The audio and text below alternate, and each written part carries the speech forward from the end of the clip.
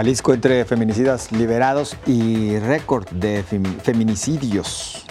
El TEMEC y el salario mínimo. Y además analizaremos de nueva cuenta el Tren Maya. Acompáñenos.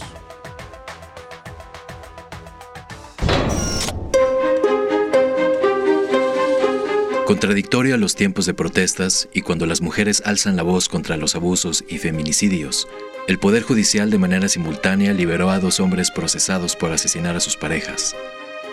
Uno de ellos enfrentaba una pena de 38 años de prisión por el delito de parricidio. Estaba confeso de contratar un sicario para quitarle la vida a su esposa, lo que ocurrió a las afueras del jardín de niños cuando ella se presentó a dejar al hijo de ambos. En el segundo caso, también variado de feminicidio o parricidio, otro varón hoy libre asesinó a su esposa delante de su hija de 3 años. La asfixió y la abandonó envuelta con cinta adhesiva canela. Estuvo en prisión preventiva durante 3 años y un magistrado lo liberó. El caso de una saxofonista en Oaxaca que junto con su madre fueron bañadas en ácido, aparentemente por un sicario enviado por un exdiputado priista y empresario que sigue libre, abona ese sentimiento de hipocresía institucional, tanto a nivel federal como estatal. Mientras tanto, se reportan 2.833 asesinatos de mujeres, según cifras del Secretariado Ejecutivo del Sistema Nacional de Seguridad Pública. Sin embargo, de acuerdo con datos del Observatorio Ciudadano Nacional del Feminicidio, solo 726, el 25.6%, son investigados como feminicidios.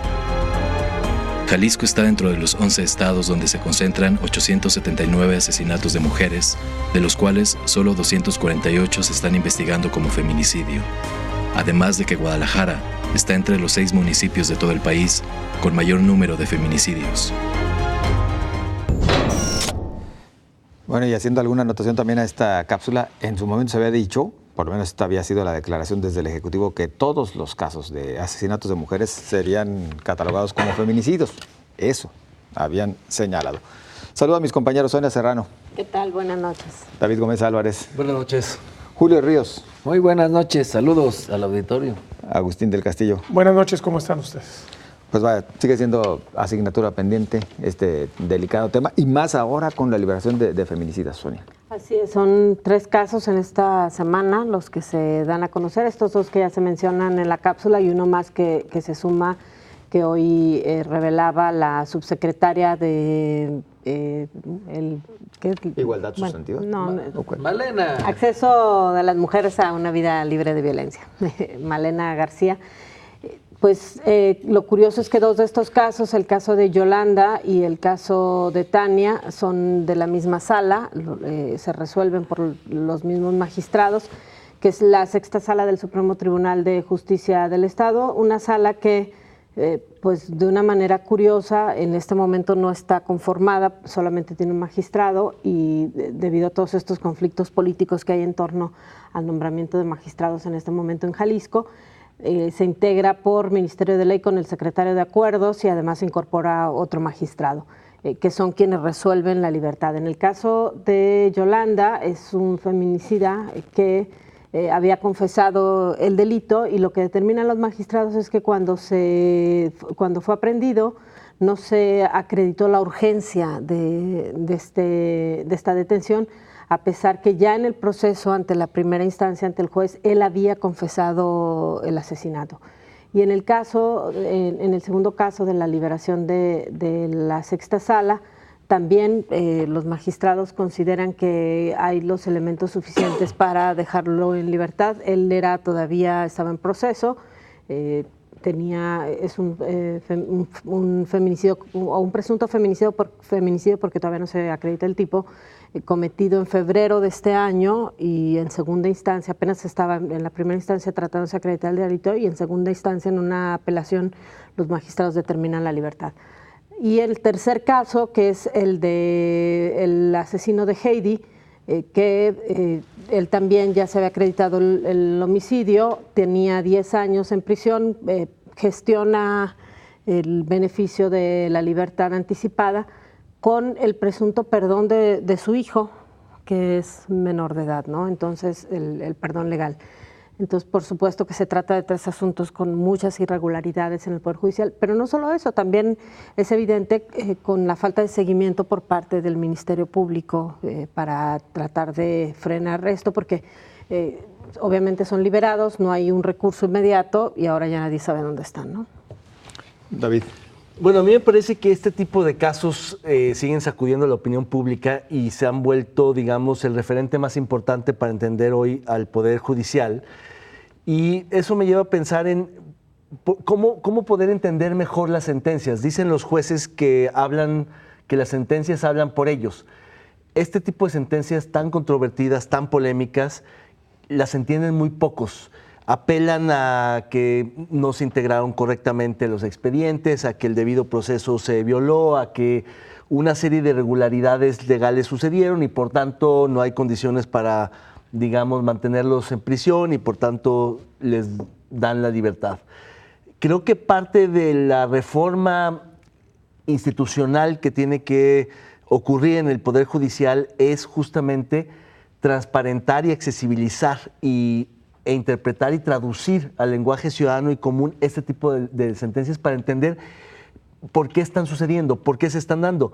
Y yo estoy convencido de que hay casos en los que efectivamente hubo errores, se privó de la libertad equivocadamente, hay que resarcir el daño con algunos que estuvieron encarcelados, ahí están los casos emblemáticos como el de presunto culpable y demás, pero hay otros que es por el contrario, que hay corrupción, que hay presiones, que hay favoritismo, que hay descuido, que hay otro tipo de factores, pero el hecho es que no logramos entender como sociedad a ciencia cierta qué está pasando con esas sentencias y esa es una parte que a mí me preocupa. Y en general yo lo que creo es que no hay mal que por bien no venga y estos casos siguen sacudiendo la opinión pública y siguen evidenciando muchos otros que no adquieren la notoriedad que estos que no se vuelven tan mediáticos, que no son virales, pero que también están ocurriendo ahí. Me parece que esto está visibilizando muchísimo el tema. Digamos, no solo del movimiento feminista en su conjunto, sino en particular el tema de la violencia contra las mujeres y los feminicidios. Y a mí me sorprende mucho que no reaccionen con más sensibilidad y con más rapidez los juzgadores y los tribunales, que las dejen correr así y que no se preocupen. Yo haría marcaje personal estos casos, yo estaría mucho más atento. Yo esperaría que los magistrados estuvieran pastoreando a los jueces que llevan este tipo de casos tan sensibles y que no transcurran horas de vacío informativo que luego dan a conocer. Los que... Bueno, peor aún, ¿no? Que ya no hay nadie arriba de los magistrados, salvo la judicatura, que está integrada. La judicatura no está por arriba de los magistrados. Es una instancia diferente. Es diferente, pero digamos puede llamar la atención. De los magistrados no. Solo no jueces. Solo de los jueces, no tiene jurisdicción sobre los. No. Finalmente los. Sí, es que es como el equivalente a la Suprema Corte a nivel Estado, ¿no? Sí, exactamente. Sí, y la judicatura lo que revisa son las resoluciones de los jueces y no de los ministros. Pero el hecho es que pues, el tema apunta muchísimo más al Poder Judicial que al Poder Ejecutivo. Digamos que el Poder Ejecutivo muchas veces justifica que hace su parte, que los persigue, que los detiene, que los consigna y son los jueces quienes los liberan. No estoy tan convencido de que sea así. Yo creo que también hay muchísimo rezago, evidentemente, pero creo que el problema hoy está mucho más en la impartición que en la procuración de justicia. Julio.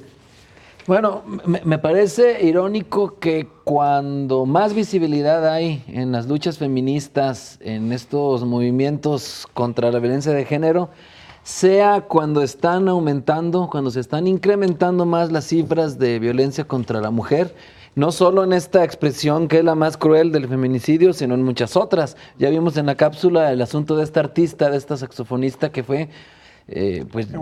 que fue herida con ácido, o sea, eso no se entiende. Y además también lo que me preocupa es que, lo que me parece muy grave es que esto no es exclusivo de Jalisco, lo de las liberaciones, sino que ocurre en todas partes. Lo vimos en el tristemente célebre caso de Abril en la Ciudad de México. Ella denunció a su esposo desde enero. la intentó asfixiar, la salva a su hijo de 15 años y el magistrado de allá ordenó retirarle la prisión preventiva. También vemos el asunto de la maestra de danza de la Universidad del Estado de México, que también había denunciado a su agresor y también se le había dictado una medida de protección, la cual, por cierto, no se hizo efectiva en su lugar de trabajo, solo en su hogar, inexplicablemente. Y también vemos lo de Jacqueline de Naucalpan y sus 2 niñas, que también había denunciado ante el ayuntamiento, ante la policía municipal, y pues no se hizo nada. Tenemos estos problemas. Número 1, el de la resistencia de las autoridades a clasificar los feminicidios como lo que son realmente, ya sea por el machismo estructural de estas corporaciones y fiscalías, o número 2, porque simplemente no quieren que se les inflen las cifras. Y cuando se llega a clasificar como feminicidio, vemos que están siendo liberados. Entonces, es ya un problema sistemático y también, obviamente, de impunidad, como ocurre con muchos crímenes, pero en este caso es aún peor porque todavía existe la resistencia también cultural. Todavía veo en redes, en tertulias, gente que se rasga las vestiduras y dice que para qué existe el tipo penal del feminicidio. Todavía a estas alturas hay quienes critican eso. No entienden pues que se trata de poner énfasis en la víctima y también en el agresor y comprender las diferencias, porque los feminicidas mandan un mensaje que es muy cruel y que maleduca aún más a la sociedad.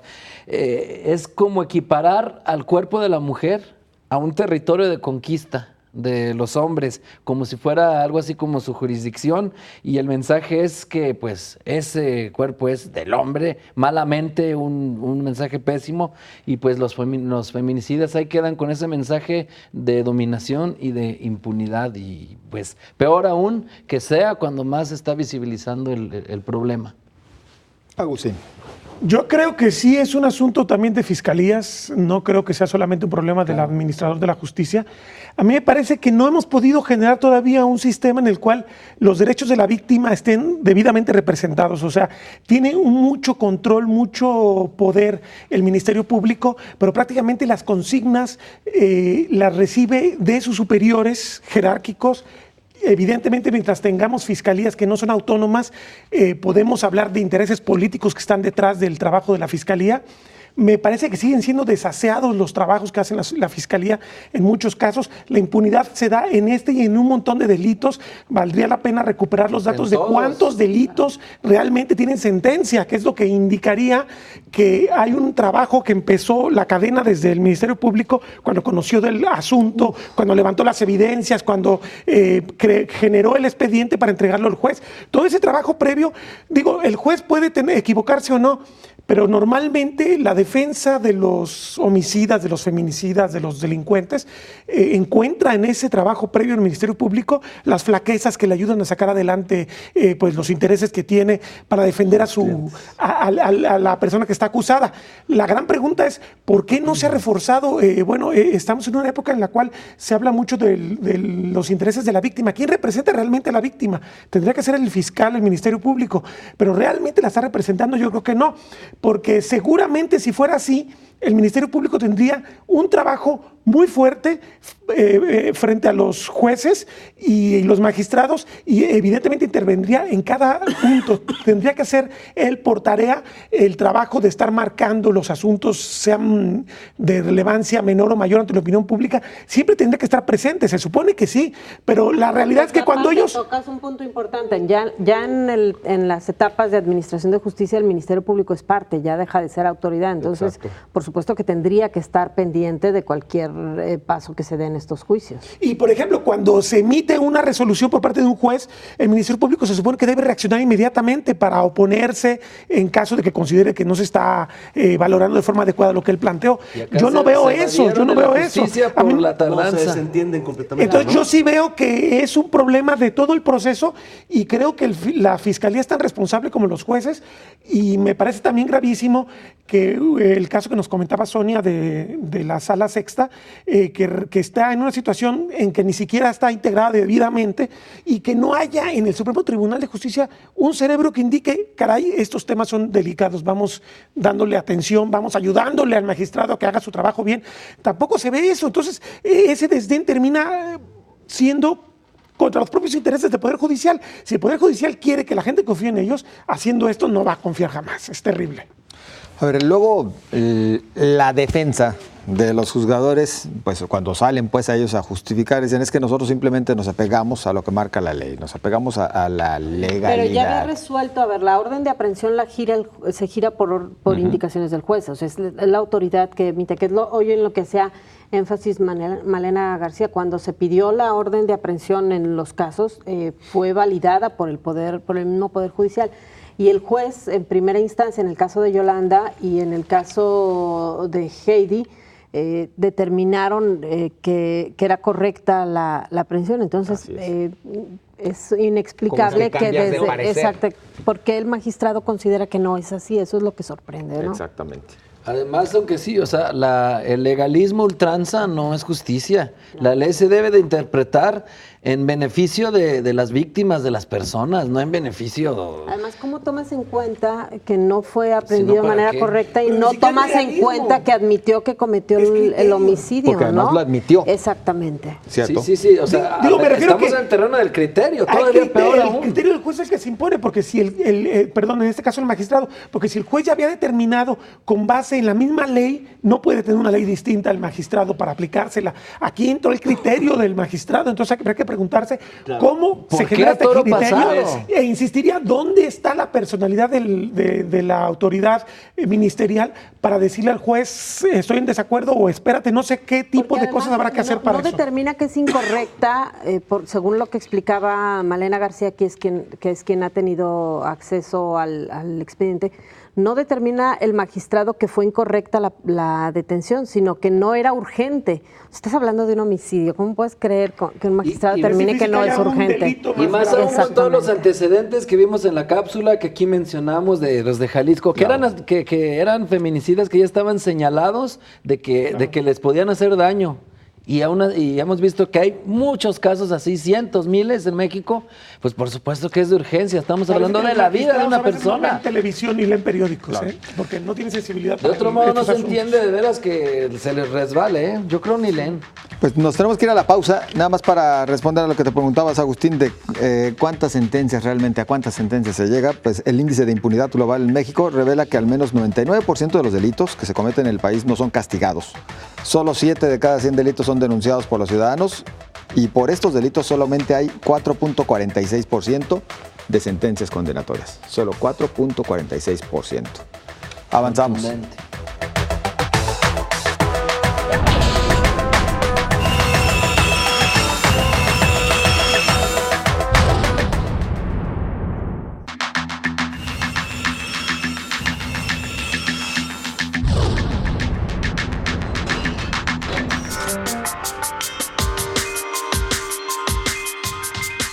Celebra el gobierno mexicano la firma del Tratado Comercial con Estados Unidos y Canadá, hoy conocido como TEMEC. Días más tarde, este lunes, el presidente Andrés Manuel López Obrador anuncia el aumento del salario mínimo. Actualmente se tienen dos, 102.68 pesos para todo el país y el de la frontera a 176.72 pesos. Ahora quedaron en 123.22 y 185.56 pesos, respectivamente. Sin embargo, y para empezar, empresarios advierten que el gobierno federal debe aclarar que el aumento al salario es una condicionante para la firma del TEMEC, como lo es también que ese país pueda enviar observadores o agregados laborales cada 6 meses. Respecto a este último, asegura el ministro de Relaciones Exteriores, Marcelo Ebrard, que no estaba incluido en el tratado y todavía está por verse. Sin embargo, profesionales del tema consideran que otra vez chamaquearon al gobierno mexicano y difícilmente podrá sacudirse de este tema. Se asegura que, de aprobarse así, existe un riesgo importante para empresas mexicanas, ya que un sector que se sienta afectado en Estados Unidos o Canadá podría solicitar el inicio de un panel arbitral sobre un punto donde no crean que se está aplicando bien la reforma.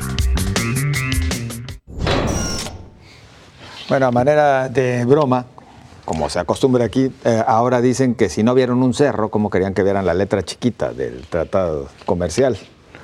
David. Así es. Yo creo Pensé que ibas a hacer la otra broma. Sí, No.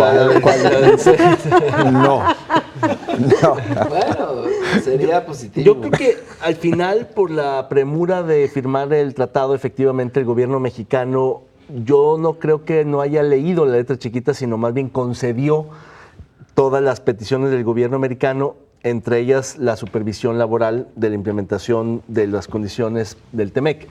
Y en ese sentido hay dos lecturas que me llaman la atención. Hay una como muy nacionalista, muy, digamos, desde México, que lo ve como injerencista, como algo que interviene en los asuntos domésticos internos del país y que, por supuesto, la respuesta obligada del gobierno mexicano es que no se va a admitir este tipo de presencia norteamericana de los inspectores laborales,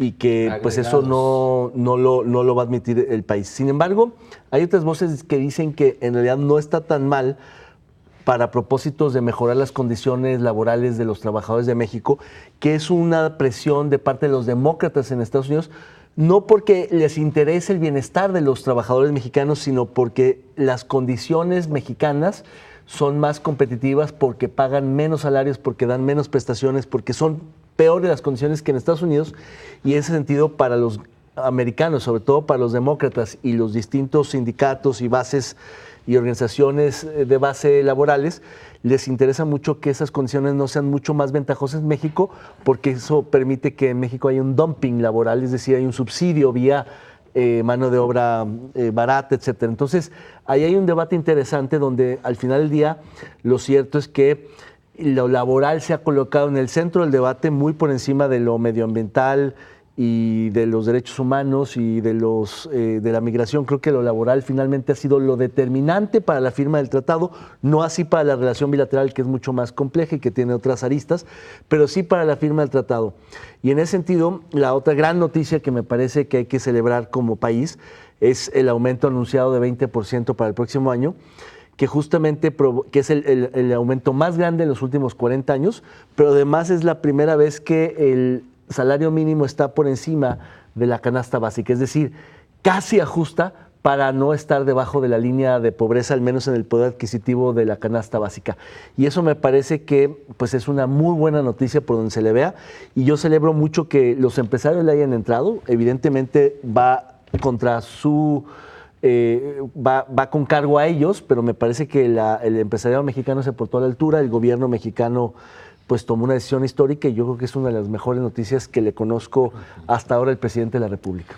Que tendría que referirse a un aumento de 5% más 14 pesos de nivelación. Es decir, esos 14 pesos no se consideran tanto como un aumento, sino la nivelación en automático del salario para que vaya poco a poco recuperándose ese nivel a 123 adquisitivo. Pesos, que coincide con el articulado del trabajo en la Constitución. Exacto. Por primera vez. A ver, en el caso del Tratado de Libre Comercio y estos observadores laborales, en realidad se convierten en eso, en aquellas medidas o prácticas dumping que tanto se acusaban antaño, pero que al final el riesgo que enfrenta México o los empresarios mexicanos es que, así como el dumping se utilizaba para detener el envío de productos mexicanos que sí le ganaban a los productos estadounidenses, ahora va a suceder... Bien, ¿no? Sí, claro. Ahora va a ser con esto, con el tema laboral. Van a manipularlo en aquellos sectores en los que se sienten poco competitivos para obstaculizar a México. Sí, o sea, me queda clarísimo que aquí se impone el interés de Trump. Desde que llegó él al poder, ha manifestado y ha presionado a las grandes empresas norteamericanas para que no migren fuera de Estados Unidos. Él quiere los empleos dentro de Estados Unidos. El caso de la industria automovilística es muy, muy importante, porque México es ya dentro de los procesos de muchas de las grandes transnacionales, tiene aquí plantas donde en algunos casos incluso salen vehículos completos, y evidentemente estas plantas se vinieron a México con el Tratado de Libre Comercio porque tenían este dumping, les terminaba favoreciendo. Digo, si pagaban menos salarios en Puebla o en Aguascalientes, es evidente que ellos podían darle al consumidor estadounidense un producto menos costoso que hacerlo en Detroit, por hablar de la ciudad que es emblemática en el tema de la producción de automóviles. Es evidente entonces que lo que busca Donald Trump desde el principio es que estos empleos regresen. Primero los chantajeó y ahora a través de esta firma tiene ya mucho más herramientas para presionar para que se queden en Estados Unidos. O bien lo que podría pasar también, ¿Qué pasaría si México deja de ser rentable para esas industrias? Pues probablemente vayan a buscar fuera de la región del tratado lugares donde puedan seguir produciendo a bajo costo. Esto también puede ocurrir. Ahora, el lado del aumento al salario mínimo, que estoy totalmente de acuerdo con ustedes, es una situación que aberrantemente se había dejado rezagada durante mucho tiempo. Lo cierto es que se da en un contexto en que el crecimiento del país es también muy bajo y habrá que ver entonces en qué momento este esfuerzo que tiene que hacer evidentemente el empresariado nacional le va a topar con una realidad de que ya no crece y entonces probablemente nos estacionemos en empleos porque yo necesito generar empleos de calidad, de más calidad que en el pasado, ¿no? Entonces estamos como en una serie de contradicciones bastante importantes. Yo estaría de acuerdo totalmente con la política del salario mínimo, estaría de acuerdo. Me parece que para el trabajador mexicano es bueno que haya lupa internacional, porque ya hemos visto que no se resolvía esto solamente con la estructura nacional. O sea, siempre ha estado a favor de estos intereses cortoplacistas de que no puede crecer la industria ni la economía nacional si se pagan salarios competitivos, o sea, cosas que durante décadas hemos escuchado. Me parece que era necesario entonces en ese sentido la lupa, pero hubiera sido muy sano que la lupa se pusiera sobre otro tipo de dumping. Digo, el tema medioambiental hablaba David, me parece que en el tema medioambiental hay muchas cosas que México tendría que corregir. Hablemos del aguacate, hablemos de los berries, hablemos de muchas cosas donde estamos generando un impacto ambiental que vamos a pagar los mexicanos, no los estadounidenses, que eso es lo peor, porque los bosques están desapareciendo, son los bosques que le dan sustento a las comunidades y a las ciudades de México, y sin embargo, esta herramienta internacional que podría haber sido el Tratado de Libre Comercio no se toca porque a Trump le importa un cacahuate el tema ambiental. Ahí sí no es dumping, al contrario, les conviene que se produzca. No, pero sí es dumping porque tú produces, por ejemplo, jitomate con mano de obra a nivel de esclavitud en Sinaloa o en Baja California y compites con el jitomate de California y entonces ellos sí pagan salarios y tienen que pagar ciertas condiciones que la ley les obliga. Claro que es dumping también y es un dumping, en este caso de derechos humanos, en este caso derecho laboral, en el caso del derecho ambiental. Bueno, si el aguacate se produce en California, pero en California no puedes deforestar sin una ley que establezca condiciones, pues entonces claro que también se está produciendo con un dumping ambiental. Me parece que hay un montón de dumping que México comete y que desgraciadamente nos tocaron para la revisión del Tratado de Libre Comercio. Pero creo que en general pues es ambiguo, se sale con la suya Trump, pero me parece que tanto el lado del salario mínimo como el lado de la libertad sindical, que me parece que es el primer presidente que lo ha tomado, por lo menos vamos a ver si en los hechos se aplica, pues hay dos posibilidades muy interesantes que podrían servirnos, que estos observadores emitieran cosas y no tomarlo como una situación de violación de la soberanía. Es una buena oportunidad. A fin de cuentas, los derechos humanos también nacieron como violaciones de soberanías. El acuerdo, la Convención de Derechos Humanos data de 60, 70 años y terminó siendo un intervencionismo para que los países, sus leyes, sus constituciones observaran este tipo de cosas. O sea, el intervencionismo, la violación de soberanías, cuando se entiende por otra cosa, me parece que es natural en el proceso de discusión internacional. Sonia. Sí, a mí me parece que en cualquier acuerdo internacional, cuando se ponen sobre la mesa la revisión de derechos, de libertades, de garantías, no es tan malo y creo que el nacionalismo tiene que erradicarse. Creo que el ejemplo de derechos humanos que citas, Agustín, cuando se ha pedido la intervención de organismos como la Comisión Interamericana para que revise asuntos que tienen que ver con la violación a las garantías individuales en nuestro país. Lo vimos, por ejemplo, con el grupo que intervino en el caso de los 47 estudiantes de Ayotzinapa. Por supuesto que en estos casos no estamos hablando de violaciones a la soberanía nacional, sino de la necesidad de que alguien externo vigile lo que se está haciendo. Me parece que en el caso de los derechos laborales, en México hay una gran libertad para los empresarios de decidir si quieren respetar lo que dice la ley o no quieren hacerlo. Y esto, por supuesto, que no genera condiciones de competencia iguales con otros países, y era evidente que tarde o temprano Estados Unidos y Canadá lo iban a poner sobre la mesa.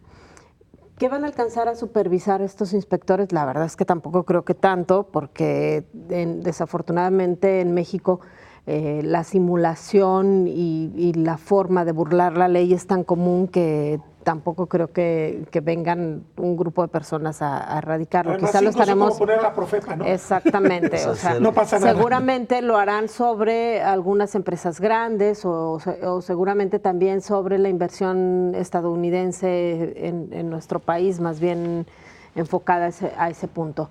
Y la otra parte que tiene que ver con el salario mínimo, hay dos versiones, esta que menciona Agustín, de que podría frenar la generación de empleo ante la imposibilidad de darlo, pero luego también yo he escuchado a algunos académicos a lo largo de este día que dicen que esto también va a fomentar un mayor consumo y que esto tiene que reactivar, porque uno de los problemas que ha tenido México en el último semestre es la falta de dinero circulando. Entonces, si tú le pagas más al trabajador, por supuesto que va a consumir más y entonces habrá más dinero circulando. Seguramente. Creo sí. que ahí siempre, cuando se trata de economía, las dos versiones, en realidad no es tanto como para que digas, el trabajador ahora va a ganar un montón y va a ahorrar, o 20 pesos. por supuesto que Son se lo va a 20 pesos de gastar. más para el salario Seguramente le alcanzará para un camión más en lugar de caminar, o le alcanzará para comprarse otro kilo de tortillas. Tampoco es que vaya a ser para demasiado, y por supuesto que esto será más dinero circulando. Entonces, hay las dos visiones acerca del impacto que tendrá el salario mínimo, el incremento en el salario mínimo en las proporciones de 20% que se dio, ¿no? Julio. Pues miren, si Trump quiere frenar cualquier exportación de aguacate, de jitomate, de carros, de lo que él se le antoje, no necesita agregados laborales. Ya hemos visto que emprende cualquier disparatada medida y simplemente lo hace. Estados Unidos lo ha hecho con el atún, con el antes de jitomate, con el Trump, aguacate, claro. Y con Trump pues se le ha puesto más el foco por la manera en que él se conduce, que pues llama más siempre la atención de los medios, de todo un personaje. Pero sí, si esos agregados laborales sirvieran para que ahora sí se vayan a cumplir las leyes y garantizar mejores condiciones laborales para los trabajadores mexicanos, pues así sea el mismo diablo el que venga a hacerlo, a revisar, pues que venga. No va a venir Trump, ya dijeron. Así que de él. No viene el mismo diablo. Que no creo, efectivamente, que alcancen a cubrir todo el país, pero pues ya basta de legitimar las infamias a costa de una malentendida competitividad que para algunos es exprimir al trabajador, maximizar la utilidad sin pensar en las personas que deberían de estar en el centro de las decisiones, sin pensar en las mujeres y en los hombres. Por eso hay algunos que quieren sacar las uñas porque están acostumbrados a seguir pagando sueldos miserables o a inscribir en el Seguro Social a sus empleados con mucho menos de lo que realmente ganan, o abusar de la figura de la subcontratación llamada también como outsourcing. Entonces, pues si esas revisiones sirven realmente, pues ojalá que así sea. 14 millones de trabajadores este año no reciben aguinaldo. Imagínate nada más. Tremendo. Si de menos por tenerles temor, pues con eso se ponen, como dicen coloquialmente, al tiro, pues qué bueno, ¿no? Pero también, y volviendo a lo del salario mínimo, insisto, bienvenido. Hablamos de 3,5 millones de personas que en México ganan el salario mínimo.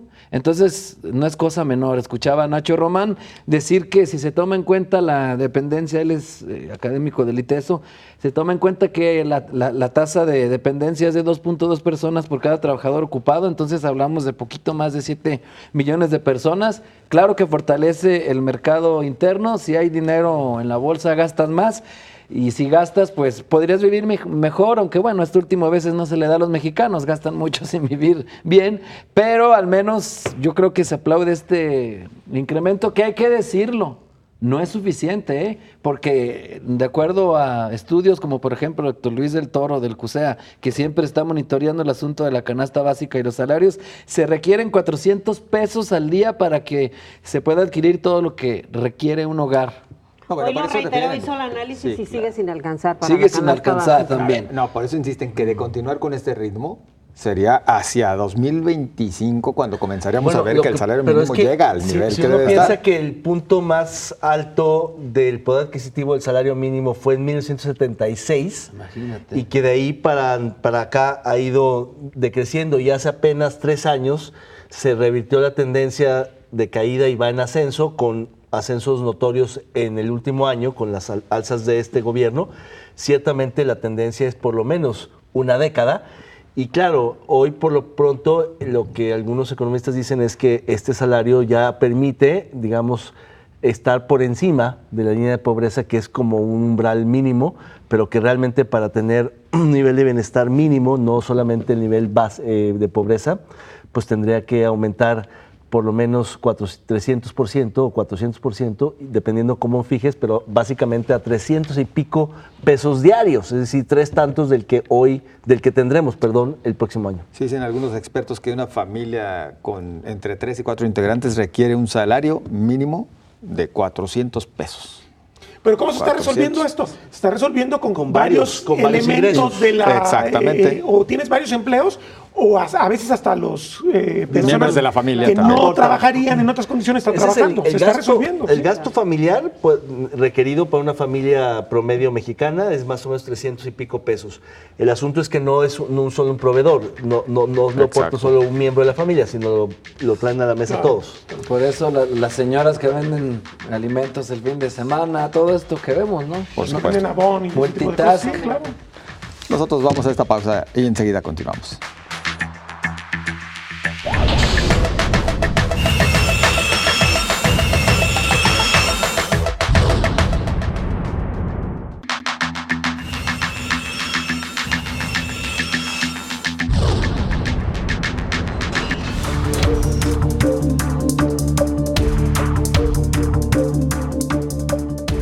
Ni duda queda que el Tren Maya es el proyecto del sexenio y del presidente Andrés Manuel López Obrador.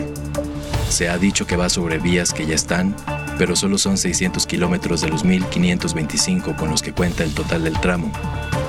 Y su construcción va, no obstante el impacto ambiental que tendrá en la zona del sureste, cruzando por al menos 15 áreas naturales protegidas. Incluso la Organización para la Cooperación de Desarrollo Económico, OCDE, ha alertado sobre el impacto ambiental, social y cultural sobre la zona. De acuerdo a la propia Semarnat, hasta ahora no se ha recibido ningún estudio sobre el tren, ni tampoco una manifestación sobre el impacto ambiental que tendrá dicho transporte en la zona. Pues el Tren Maya va, Agustín. Bueno, no sé si va, pero bueno, eso dice el presidente. Pues ya lo dijo. Lo que sucede, seguro que sí. me queda Ya claro lo que hicieron secunda. un esfuerzo mayor que el que se hizo con el tema del aeropuerto o que el que se hizo con Dos Bocas, por hablar de otras consultas que se hicieron en su momento. Se hizo un esfuerzo mayor por generar documentar, explicar un poquito, ir a las comunidades, eso no me queda la menor duda.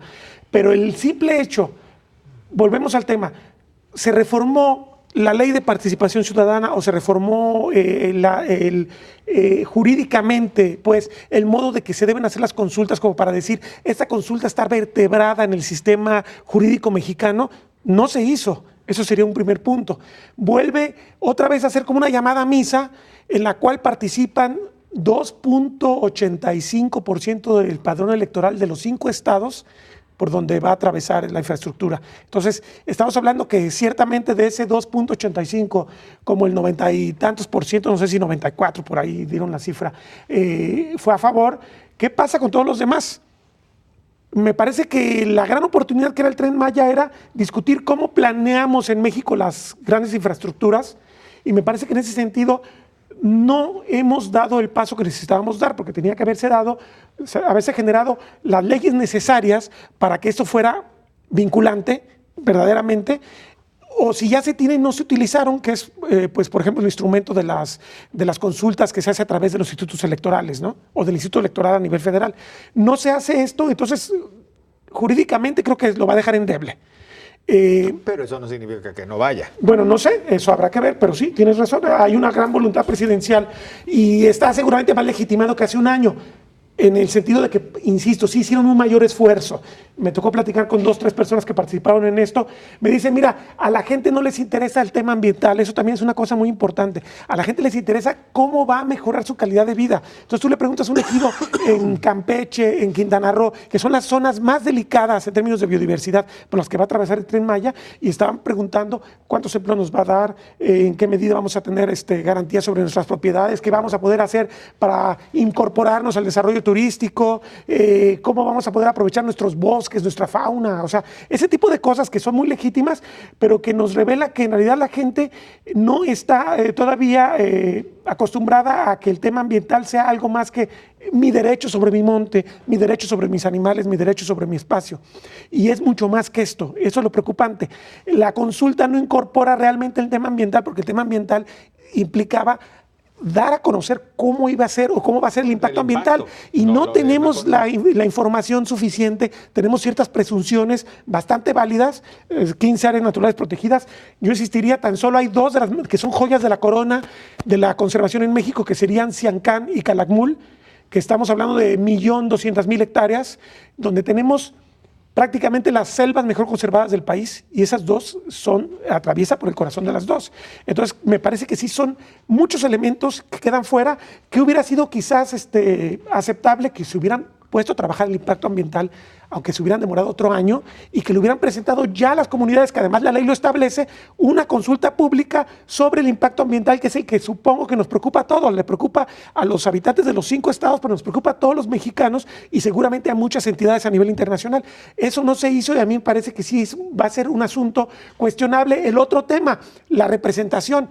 Obviamente muchas comunidades indígenas y muchos liderazgos indígenas van a estar en contra porque consideran que no se respetó tampoco lo que plantea este famoso 169 de la OIT sobre los derechos de pueblos indígenas y tribales respecto a la consulta libre, informada, y además este asunto se enrarece todavía más con las amenazas de muerte recientes que seguramente no las hizo Fonatur, pero volvemos al tema.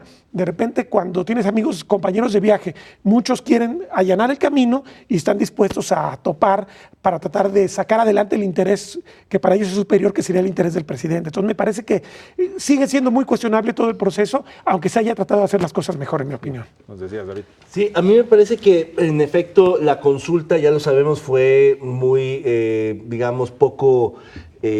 rigurosa, poco representativa, pero me parece que por lo menos delinea algunas tendencias. Gente que estuvo participando en la consulta dice que es como una especie de sondeo, sin representatividad, sin rigurosidad, pero más o menos en el sentido quizá de no 90-10, que es lo que anunció el gobierno, 94-6, pero sí es un 70-30 a favor, donde la mayoría de los encuestados, los consultados, los movilizados, los inducidos, los amenazados, sí están mayoritariamente a favor. No, desde luego que no.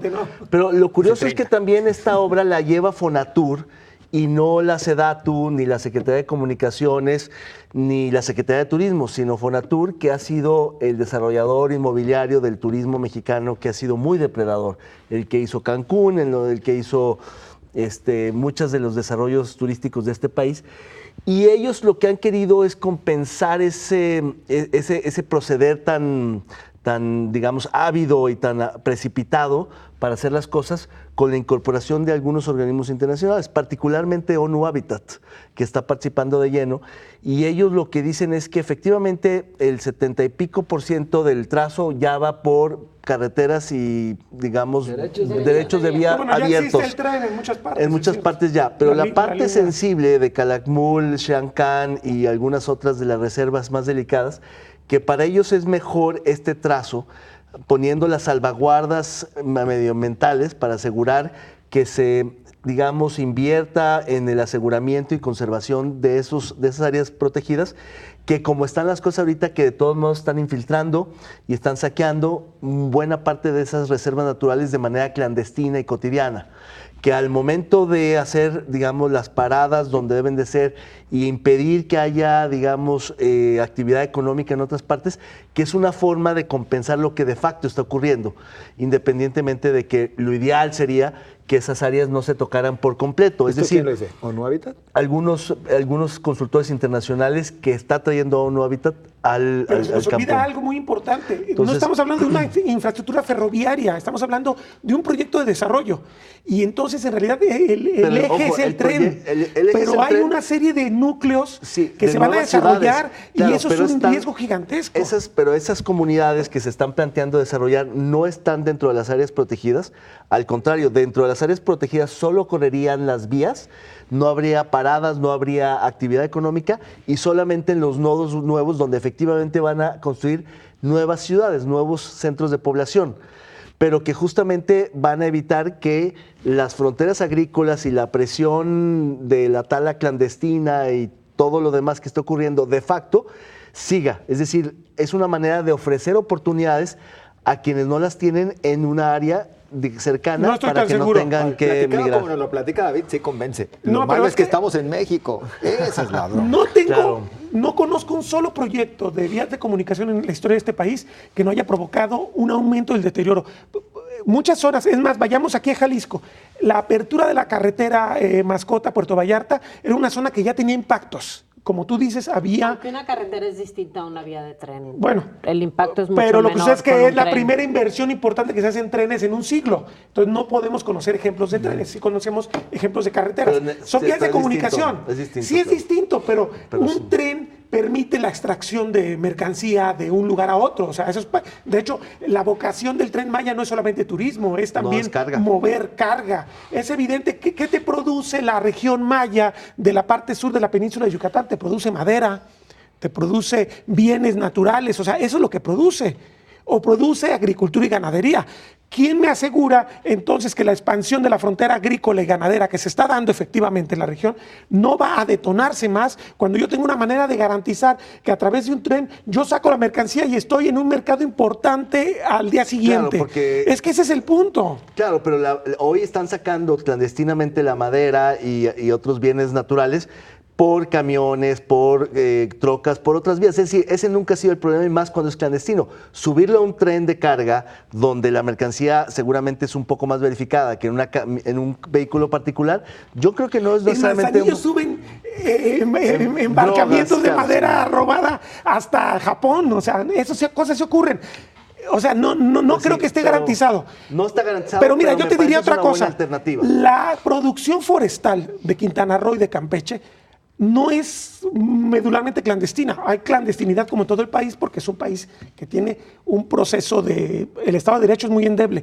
Pero particularmente Quintana Roo, la zona que va a ser afectada, tiene algunos de los proyectos forestales más emblemáticos de este país. Sí, claro. O sea, hay ilegalidad también. Ese no es el tema. El problema es que la ilegalidad y la legalidad es cuestión de oportunidades también. ¿En qué medida yo voy a tener costos menores por ser legal al producir en Novec, en Quintana Roo, y trepar al tren y madera? ¿En qué medida en realidad estoy aumentando costos y estoy haciendo un estímulo para la ilegalidad? Son cosas que puedes tener razón en lo que dices, pero necesitamos entonces mucho más escenarios, mucho más estudios y mucho más respuestas. Sonia y Julio, que si les dejan hablar. Yo creo que, a ver, para empezar, el tema de la consulta. Yo la verdad es que con lo mal que le ha ido a México en el uso de sus figuras de participación ciudadana, tampoco es que nos hayamos perdido de gran cosa. No ha habido en el país un uso de estas figuras, y entonces no sé por qué nos espantamos tanto y creemos o las defendemos como si las ejerciéramos de manera permanente. Pero nunca, no, más bien no se han hecho. Imagínate, no hemos respetado a la vida en México. Por eso, pero pues no la respetemos ya, pues que se mueran todos los que tengan que morirse. Pero es mejor una consulta como esa a las consultas que nunca se han hecho. Hay que hacerla bien, Esa era la oportunidad de este gobierno. Te recuerdo, este gobierno iba a ser diferente. Este gobierno prometió ser diferente. A ver, yo no creo en esas figuras, como no creo en las elecciones tampoco. No, bueno, pues tú no crees en la democracia, pero yo sí. Perdóname, yo sí creo en esas figuras, pero hay que hacerlas bien. Pero qué ingenuidad a estas alturas. Ingenuidad. Los países que tienen mejores figuras de consulta en el mundo son los países más desarrollados. Claro. A ver, David, digo por Dios. Vas a decirme que hay una ventaja. No hay una ventaja comparativa en democracias consolidadas respecto a nosotros. México no lo es porque no las usa. Pues regresemos entonces a la colonia. No, pero es mejor. No, yo lo que me refiero es que es mejor hacer estas consultas que no hacer nada.